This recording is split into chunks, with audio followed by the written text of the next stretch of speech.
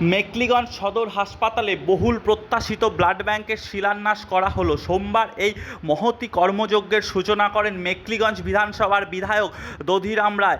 উক্ত অনুষ্ঠানে প্রধান অতিথি হিসাবে উপস্থিত ছিলেন জলপাইগুড়ি লোকসভা কেন্দ্রের সাংসদ জয়ন্ত কুমার রায়, মেকলিগঞ্জের মহকুমা শাসক অতনু কুমার মণ্ডল, মেকলিগঞ্জ সদর হাসপাতালের সুপার সহ অন্যান্য বিশিষ্টজনেরা। দীর্ঘদিন থেকে মেকলিগঞ্জ সদর হাসপাতালে কোনো রকম ব্লাড ব্যাংক ছিল না। সাধারণ রোগীকে রক্তের জন্য দূরবর্তী অন্য কোনো হাসপাতালে ছুটতে হতো।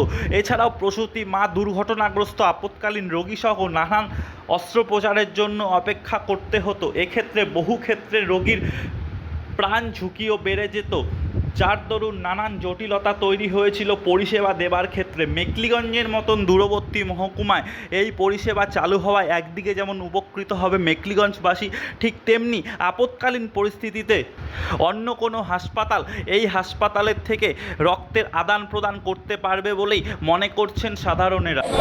আজকে মেকলিগঞ্জের মানুষের ঐকান্তিক প্রচেষ্টা এবং মেকলিগঞ্জের মানুষের দীর্ঘদিনের যে দুর্দশা সেটা কাটিয়ে আজকে ব্লাড ব্যাংকের শিলান্যাস হলো এবং আশা রাখছি আমরা 3 থেকে 4 মাসের মধ্যে এখানে ব্লাড ব্যাংকের শুভ উদ্বোধনটাও আমরা করতে পারব।